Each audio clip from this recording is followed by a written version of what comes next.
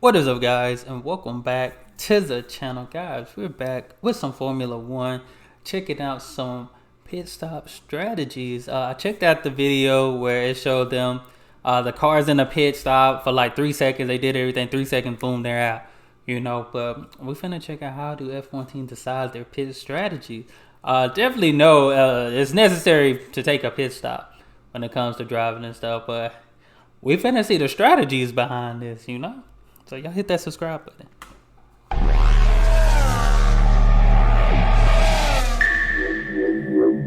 How do F1 teams choose whether to undercut or overcut?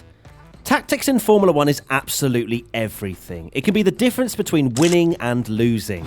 Minor fractions of a second lost due to a bad strategy call can be worth millions when all is said and done at the end of the season. One of those crucial decisions that F1 teams and drivers have to go through is when to take their pit stops and what tyre to go on.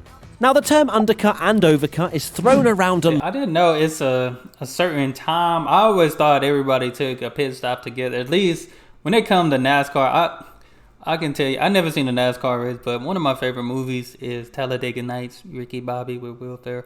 It's one of my favorite movies, so I got a little bit of what is like NASCAR, but just with that, I always thought everybody took a pit stop at the same time. I didn't know you take it at different times or certain times when you need it, if you don't need it.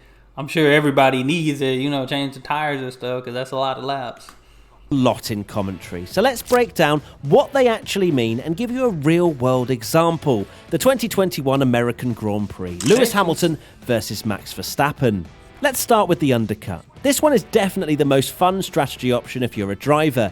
It allows you to go on the aggressive and potentially gain a few places by pitting sooner than the cars you're chasing ahead. Using Cota in this instance, Lewis got the lead at the start and the Red Bull couldn't make a move on track, so it turned to strategy to get max track position. The best solution was to pit early, come off the wearing tyres that have been on since the start of the race, and whack on a fresh set.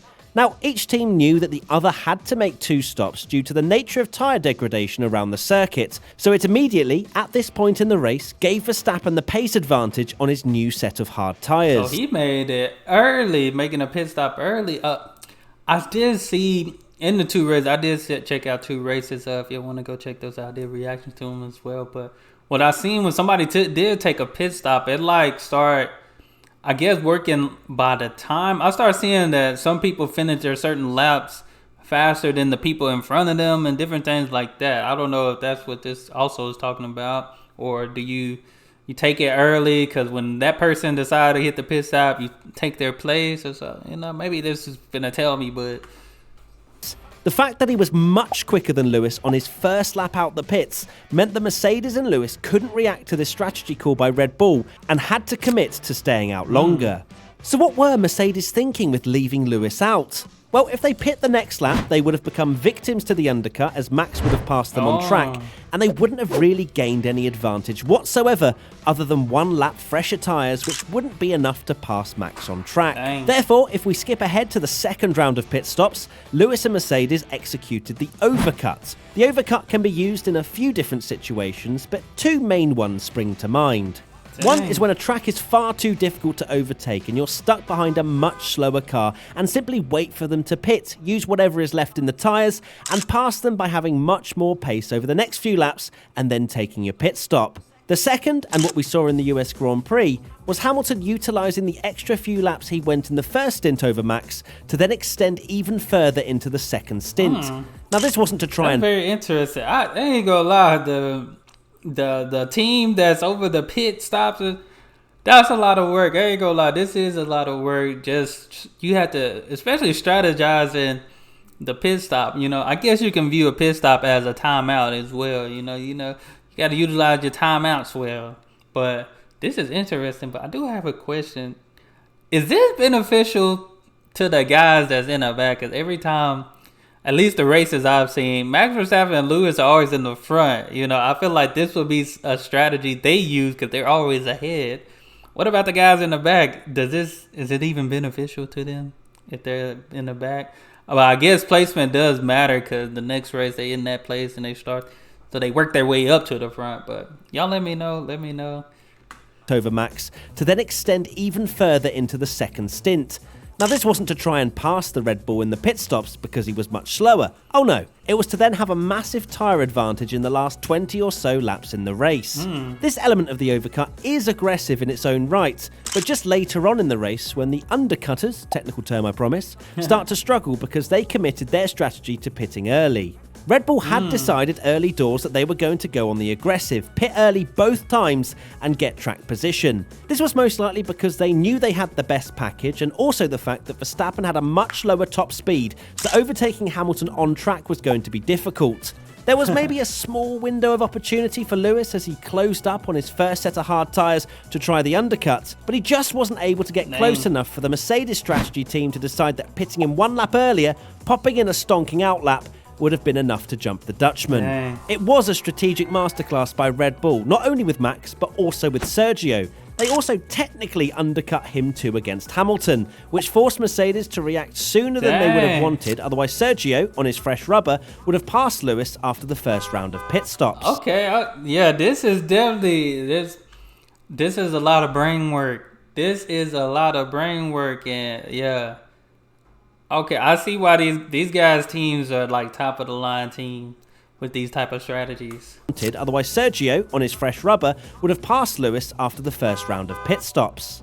So, to sum up, there are a lot of factors teams take into account when deciding to undercut or overcut. Overcutting in most instances is for teams that have a pace advantage over their competitors, or if they simply have to try something different in order to beat a team that they're very close on pace with, which is what we saw in the US Grand Prix. Undercutting is primarily for obtaining track position, which works much better at circuits where it's very difficult to overtake. There you have it, an insight into the strategic headache that teams have every single race weekend with the timing of pit stops. Do you think there was a better strategy option for Lewis to have taken? Let us know in the comment section below. I mean, from this video, it seemed like Red Bull's strategy. I don't think Lewis would have had. I don't think anything would have worked if I don't know how old this is. It might be from last year, but I mean, they talked about 2 Red Bulls using their strategy to pass Lewis, or one of them get past Lewis.